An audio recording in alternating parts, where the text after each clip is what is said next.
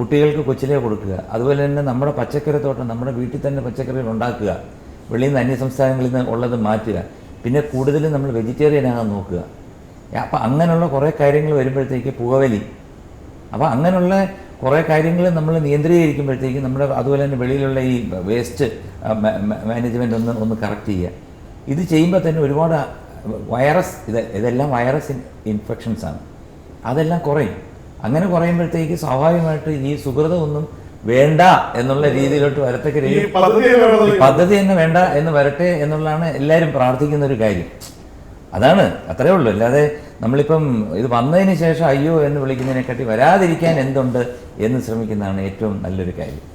ഇപ്പോൾ ദാസേട്ടൻ്റെ കാര്യം പറഞ്ഞപ്പോഴാണ് ഒരു പക്ഷേ ഈ മലയാള സിനിമാ ലോകത്ത് ഏറ്റവും കൂടുതൽ തെറ്റിദ്ധരിക്കപ്പെട്ടുള്ളത് നിങ്ങൾ രണ്ടുപേരുടെ ബന്ധത്തെക്കുറിച്ച്, ഇണക്കവും പിണക്കവും എന്നുള്ള രീതിയിൽ ഒരിക്കലും ഉണ്ടായിട്ടില്ല. പക്ഷേ ജനങ്ങൾക്കിടയിൽ താങ്കൾ വ്യത്യസ്തമായി പാടുകയും പല വ്യത്യസ്തമായ ഒരു ശൈലിയിൽ പോവുകയും ചെയ്യുന്ന കാലത്ത് കേട്ടിട്ടുണ്ട് ദാസേട്ടനും ശ്രീകുട്ടനായിട്ട് അത്ര നല്ല ബന്ധമല്ല. പക്ഷേ പിന്നീടാണ് മനസ്സിലായത് താങ്കൾ സംവിധാനം ചെയ്ത ഒരുപാട് പാട്ടുകൾ ദാസേട്ടൻ പാടി. നിങ്ങൾ എന്താണ് യഥാർത്ഥത്തിൽ നിങ്ങൾ തമ്മിലുള്ളൊരു ബന്ധത്തിൻ്റെ ഒരു? എൻ്റെ സ്വന്തം ചേട്ടനാണ്, അദ്ദേഹം വേറൊരു മതത്തിൽ ആണെന്ന് മാത്രമേ ഉള്ളൂ, അല്ലാതെ വേറെ ഒരു വ്യത്യാസവും ഇല്ല. അതായത് എൻ്റെ അച്ഛൻ മലബാർ ഗോപാലൻ നായർ, അദ്ദേഹത്തിൻ്റെ അച്ഛൻ അഗസ്റ്റിൻ ജോസഫ്, ഇവർ രണ്ടുപേരും സമകാലീനരായിരുന്നു. അവർ രണ്ടുപേരും ഒരുമിച്ച് പ്രവർത്തിച്ചവരാണ്. അതുപോലെ തന്നെ യേശുദാസ് ചേട്ടനും എം ജി രാജേഷനും സമകാലീനരായിരുന്നു. അവർ മ്യൂസിക് അക്കാഡമി പഠിച്ചുകൊണ്ടിരുന്നപ്പോൾ എൻ്റെ വീട്ടിലായിരുന്നു പ്രാക്ടീസ് ഉണ്ടായിരുന്നത്. പിന്നെ ദാസേട്ടൻ സിനിമയിൽ പോയി, അതിനുശേഷം ഞാനും പിൽക്കാലത്ത് സിനിമയിൽ വന്നു. ദാസേട്ടന് ആര് സിനിമയിൽ വന്നത് എന്താണ്, അദ്ദേഹത്തിന് പവിത്രമായിട്ടുള്ള എന്താണ് രത്നം കൊണ്ടുണ്ടാക്കിയ ഒരു ശബ്ദം കൊടുത്തിട്ടുണ്ട്. ദാസേട്ടൻ എന്നും ദാസേട്ടൻ തന്നെയാണ്. ദാസേട്ടൻ കഴിഞ്ഞാൽ പിന്നെ ഒരു 80-ന് ശേഷം നോക്കിയാൽ മതി. 1, 2, 3 എണ്ണിയാൽ 80 കഴിഞ്ഞിട്ടേ ഉള്ളൂ ഞാനൊക്കെ. കാരണം അത് കഴിഞ്ഞ് പിന്നെ ബാക്കിയുള്ളവർ നോക്കിയാൽ മതി. കാരണം ഏറ്റവും കൂടുതൽ മലയാള സിനിമയിൽ ഏറ്റവും കൂടുതൽ ഞാൻ ബഹുമാനിക്കുകയും ആരാധിക്കുകയും ചെയ്യുന്നതും ഏറ്റവും കൂടുതൽ അടുപ്പമുള്ളതും ഏറ്റവും കൂടുതൽ ബന്ധമുള്ളതും ഏറ്റവും കൂടുതൽ ഫോണിൽ സംസാരിക്കുന്നതും ആശയവിനിമയങ്ങൾ കുടുംബപരമായിട്ടും ബാക്കിയുള്ള കാര്യവും രസകരമായ തമാശകളും ചില ബാക്കിയുള്ള തമാശകളും ഒക്കെ പറയുന്ന ഒറ്റ വ്യക്തി ഈ പാട്ട് കുടുംബത്തിൽ ഞാൻ ദാസേട്ടനായിട്ട് മാത്രമേ ഉള്ളൂ. ഈ അടുത്ത ചോദ്യത്തെക്കുറിച്ച് താങ്കൾ പ്രതികരിക്കുമെന്ന് അറിയില്ല, എന്നാലും ദാസേട്ടനെ കുറിച്ച് പറഞ്ഞപ്പോഴാണ്. ദാസേട്ടൻ സാധാരണ ഒരു കോൺട്രവേഴ്സിയിലും ഇത് ചെയ്യാതെ വളരെ ഇതായിട്ട് എപ്പോഴും അത് പാട്ടില്ലാത്ത കാര്യങ്ങളെ പറയാറുള്ളൂ. പക്ഷെ ഇത്തവണ പെൺകുട്ടികൾ ജീൻസ് ധരിക്കണോ എന്നൊരു ചോദ്യം ചോദിച്ചത് വലിയ ചർച്ച ചെയ്യപ്പെട്ടു. അദ്ദേഹം പറഞ്ഞ അദ്ദേഹത്തിൻ്റെ ഒരു സെൻസിലാണ്, അത് തെറ്റിദ്ധരിക്കണ്ട. അദ്ദേഹം പറഞ്ഞ അദ്ദേഹത്തിൻ്റെ ഒരു സെൻസിൽ പറഞ്ഞെന്നുള്ളതേ ഉള്ളൂ, ഒരു കാരണവരെ എന്നുള്ള രീതിയിൽ. അങ്ങനെ സീനിയോറിറ്റി വെച്ചിട്ട് നമ്മളത് കാരണം അത്ര സീരിയസ് ആയിട്ട് എടുക്കേണ്ട കാര്യമില്ല, അതിനെ ഇത്രയും കൊട്ടിഘോഷിക്കേണ്ട കാര്യമൊന്നുമില്ല. പക്ഷെ ഒരു വിഭാഗത്തെക്കുറിച്ച് മാത്രം പറഞ്ഞപ്പോൾ അതൊരു പെൺവിരുദ്ധത എന്നുള്ള രീതിയിൽ വ്യാഖ്യാനിക്കപ്പെട്ടു. അതെന്തെന്ന് പറഞ്ഞാൽ ഇപ്പോൾ വെളിയിലോട്ട് നോക്കിക്കഴിഞ്ഞാൽ America, England, Dubai, even in Delhi, Bombay, Madras, അവിടെ എല്ലാവരും ഒരു 90% പെൺകുട്ടികളും ജീൻസാണ് ഉപയോഗിക്കുന്നത്. That's for the convenience. കാരണം ഇപ്പോൾ സ്കൂട്ടറിൽ പോകുമ്പോഴും ബസ്സിൽ യാത്ര ചെയ്യാനും ഒക്കെ കൺവീനിയൻസാണ്. അത് അത്രേ ഉള്ളൂ. അല്ലാതെ അത് ദാസേട്ടൻ ഉദ്ദേശിച്ച് അതൊരു വൾഗാരിറ്റി ആയിട്ട് കൊണ്ടുവരുന്നത്. ഇപ്പോൾ ജീൻസ് ഇട്ട് കഴിഞ്ഞാലും ഇപ്പോൾ അത് ഓക്കെ, പക്ഷെ അതൊരു എന്താണ് ആൾക്കാർക്ക് കാണുമ്പോഴത്തേക്ക് വേറൊരു രീതിയിലുള്ള ഒരു രീതിയിലോട്ടുള്ള വസ്ത്രധാരണം പാടില്ല എന്ന് മാത്രമേ പറഞ്ഞുള്ളൂ, അല്ല വേറൊന്നുമല്ല. ഇതിന് മറുപടിയായിട്ട് പിന്നെ ഫേസ്ബുക്കിൽ അദ്ദേഹത്തിൻ്റെ മരുമക്കളുടെയൊക്കെ പടം ജീൻസ് ഇട്ടിരിക്കുന്ന പടമൊക്കെ ഇട്ട് അതൊക്കെ ഇച്ചിരി കൂടിപ്പോയി തോന്നുന്നുണ്ടോ? അത് ഇച്ചിരി കൂടിപ്പോയി. കാരണം വെച്ചാൽ അദ്ദേഹം ഞാൻ പറഞ്ഞില്ലേ, അദ്ദേഹം നമുക്ക് എൻ്റെ ഒരു ജ്യേഷ്ഠ തുല്യനാണ്. അദ്ദേഹം അങ്ങനെ ഒരു കമൻറ്റ് പറഞ്ഞു, അത്രയേ ഉള്ളൂ. അല്ലാതെ അത്ര സീരിയസ് ആയിട്ട് എടുക്കേണ്ട കാര്യമൊന്നുമില്ല. പിന്നെ അവർ ബാക്കിയുള്ള വിഭാഗം പറയുന്നതിനകത്തും അവർ പറയുന്നത് ഞങ്ങൾ പിന്നെ ഇപ്പം അമേരിക്കയിൽ നിന്ന് കുറേ കമൻസ് ഞാൻ അതിനകത്ത് കണ്ടായിരുന്നു. അവർ പറയുന്നത് ഞങ്ങളെല്ലാം ജീൻസ് ഇട്ടുണ്ടെങ്ങനെ ഞങ്ങളുടെ ഹോസ്പിറ്റലിൽ വർക്ക് ചെയ്യാൻ പോകുന്നത് എന്ന് ചോദിക്കും. അതൊക്കെ ഇപ്പം ഞാൻ വേറൊരു കാര്യം പറയട്ടെ, ഇപ്പം അച്ഛനോ അമ്മയോ മരിച്ചു കഴിഞ്ഞാൽ 2 വിഭാഗമുണ്ട്. അപ്പോൾ ഒരു കമൻറ്റ് പറഞ്ഞാൽ 2 വിഭാഗമുണ്ട്. കുറേ പേര് പറയും നന്നായെന്ന് പറയും, കുറേ പേര് പറയും ചീത്തയെന്ന് പറയും. ഇത് ഞാൻ പറയുന്നത് ഇത് നല്ലതുമല്ല ചീത്തയല്ല.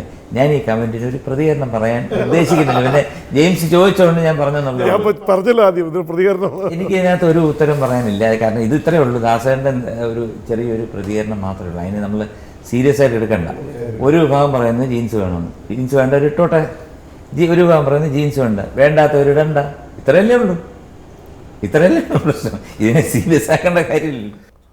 അതുപോലെ തന്നെ ഇതിൻ്റെ അവസാന ഭാഗത്തേക്ക് എത്തുമ്പോൾ താങ്കൾ തിരുവനന്തപുരത്ത് നിന്ന് ഒരു സമയത്ത് ചെറുപ്പക്കാരായിട്ടുള്ള സ്വപ്നം കണ്ടു നടന്ന ഒരുപാട് പേര് അങ്ങ് സിനിമയിൽ വന്ന് ഒരു വലിയ വിപ്ലവം ഉണ്ടാക്കി.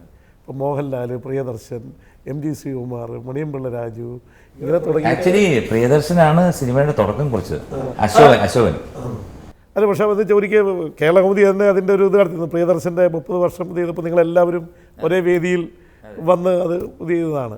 അപ്പം അന്ന് ആദ്യത്തെ പാട്ട് പാടാൻ പോയ കഥ പറഞ്ഞതായിട്ട് ഞാൻ ഓർക്കുന്നു. അതെ, എനിക്ക് സുഖമില്ലായിരുന്നു. കാരണം പനിയായിട്ട് ചിത്രാഞ്ജലി പോയിട്ടാണ് ആ പാട്ട് പാടിയത്. മറ്റേ വെള്ളിക്കൊലുസോടെ കളിയാടും അഴകി നിൻഗാനങ്ങളിൽ ഞാനാണ് ആദിതാളം. ഈ ഗാനം ആണ് രവീന്ദ്രൻ മാഷിനെ ആദ്യമായിട്ട് പാടിയത്. അത് ഇതിനൊക്കെ ചാൻസ് എന്നെല്ലാം ഇവരോട് എല്ലാ കടപ്പാടില്ലാതെ നമുക്കൊന്നും പറ്റൂല. അല്ല, ഇപ്പോൾ ഈ ഒരു ടീം പരസ്പരം ഇപ്പോഴും നല്ല ബന്ധം പുലർത്തുന്നുണ്ട്. ഇപ്പോൾ മോഹൻലാൽ ഇപ്പം അങ്ങനെയൊന്നുമില്ല. ഇപ്പം കാണുന്നതൊക്കെ കുറവാണ്. കാരണം ഇപ്പം മോഹൻലാലിൻ്റെ പടത്തിൽ പാടിയിട്ട് എത്രയോ നാളായിരുന്നു.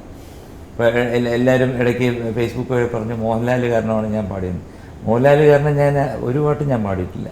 അങ്ങനെയാണെങ്കിൽ പുള്ളിയുടെ കമലതലത്തിലും മറ്റേ ഇതുണ്ടല്ലോ, ഭരതത്തിലുമൊക്കെ ഞാൻ പാടുണ്ടല്ലോ. അപ്പം അങ്ങനെയൊന്നുമില്ല. അല്ല, അങ്ങനെ വെച്ചിട്ടുണ്ടെങ്കിൽ തിരുവനന്തപുരത്തൊരു ഗ്യാങ് ഒരുമിച്ചങ്ങ് കയറി വന്നു എന്നുള്ളൊരു പ്രചരണമുണ്ട്. ഇതൊക്കെ സംഭവിക്കുന്നതാണ്. കാരണം ഇത് പ്രിയദർശൻ വന്നു, അശോക് കുമാർ വന്നു, ഇവർ രണ്ടുപേരും കൂടെ മോഹൻലാലിനെ സിനിമയിൽ അഭിനയിപ്പിക്കാൻ വേണ്ടി മഞ്ഞിലെഴിഞ്ഞ പൂക്കളിന് തള്ളിവിടുന്നു. മോഹൻലാൽ പറഞ്ഞു ഞാൻ പോകില്ല എന്ന് പറഞ്ഞപ്പോൾ നീ പോകണമെന്ന് പറഞ്ഞ് പിടിച്ചു വിടുന്നു. അവസാനം തിരിച്ചു വരുന്നു, വില്ലനായിട്ട് വരുന്നു, അദ്ദേഹം വലിയ സൂപ്പർ സ്റ്റാർ ആവുന്നു. ഇതിനിടെ പ്രിയദർശൻ അരോമണിയുടെ അസോസിയേറ്റായിട്ട് PG വിശ്വംഭരൻ്റെ സിന്ദൂര സന്ധ്യയ്ക്ക് ഭവനത്തിന് വേണ്ടി കാഠ്മണ്ഡുവിൽ പോകുന്നു, തിരിച്ചു വരുന്നു. ഞങ്ങൾ തമ്മിലൊരു സിനിമ എടുക്കാൻ പ്ലാൻ ചെയ്യുന്നു, അഗ്നി നിലാവ്. അത് നടക്കുന്നില്ല. ആ സമയത്ത് സിനിമാ മോഹങ്ങളാണ് മുഴുവൻ മനസ്സിൽ. ആ സമയത്താണ് എന്താണ് ഈ ഇത് വരുന്നത്, എന്താ ഒരു പ്രിയനൊരു പടത്തിനൊരു ഓഫർ വരുന്നു. ആ പടത്തിൽ ഞാൻ പൂച്ചയ്ക്കൊരു മൂക്കുത്തി എന്ന് പറഞ്ഞിട്ട്, ആ പൂച്ചയ്ക്കൊരു മൂക്കുത്തിയിൽ ഉള്ള ഒരുപാട് പേരുണ്ട്. കിരീട ഉണ്ണി എന്നൊക്കെ പറയുന്നത് പൂച്ചയ്ക്കൊരു മൂക്കുത്തിയിൽ ഈ പേപ്പർ കാർട്ടൺ തൂക്കി നടക്കുന്നുകൊണ്ടിരിക്കുന്നത്. ഞാൻ ചായ വാങ്ങിക്കാൻ പോയിട്ടുണ്ട്.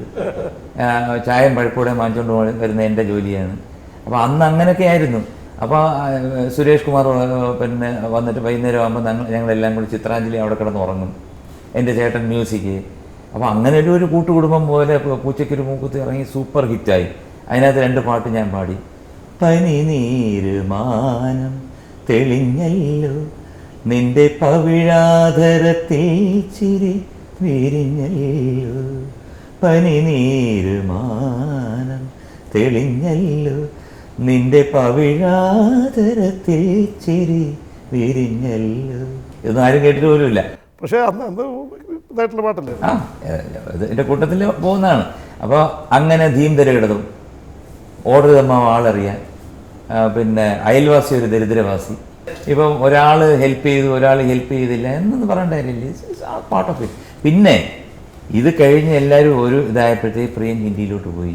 അത് കഴിഞ്ഞപ്പോഴത്തേക്ക് എന്നെ ജോഷിയേട്ടൻ എല്ലാ പടത്തിലും വിളിച്ചു. കാരണം അവരോടൊക്കെ കടപ്പാടുണ്ട്. സിബി മലയിലിൻ്റെ പടങ്ങളിലെല്ലാം വിളിച്ചു. ഇതാരും റെക്കമെൻഡ് ചെയ്തിട്ടില്ല. ആ സമയത്ത് ഇറങ്ങിയ പാട്ടുകൾ വന്നപ്പോഴത്തേക്ക് കുറേ പാട്ടുകൾ എൻ്റെ കയറി ഹിറ്റായി. അപ്പോൾ എല്ലാ ഡയറക്ടേഴ്സും എന്നെ വിളിക്കാൻ തന്നു. ഡെന്നീസ് ജോസഫിൻ്റെ ഒരു പടത്തിൽ മുഴുവൻ പാട്ടും തന്നു. മലയാളിയുടെ ശ്രീകുട്ടൻ ഹൃദയം തുറന്ന് സംസാരിക്കുകയായിരുന്നു. എന്തുകൊണ്ട് നമ്മുടെ പ്രിയപ്പെട്ട MG ശ്രീകുമാർ മലയാളിക്ക് പ്രിയപ്പെട്ടവനായി എന്നുള്ളത് ഒരുപക്ഷെ ഈ അഭിമുഖം കണ്ടുകൊണ്ടിരിക്കുന്നവർക്ക് മനസ്സിലാവും. അദ്ദേഹം ഹൃദയത്തോട് വളരെ അടുത്ത് നിന്നുകൊണ്ട് പാടുകയായിരുന്നു. ഓരോ വാക്കിലും ആ സംഗീതം തുളുമ്പുകയായിരുന്നു. അദ്ദേഹത്തിന് ഹൃദയം നിറഞ്ഞ് സംസാരിച്ചതിന് MG ശ്രീകുമാറിന്, മലയാളിയുടെ പ്രിയപ്പെട്ട ശ്രീകുട്ടന് ഹൃദയം നിറഞ്ഞ നന്ദി.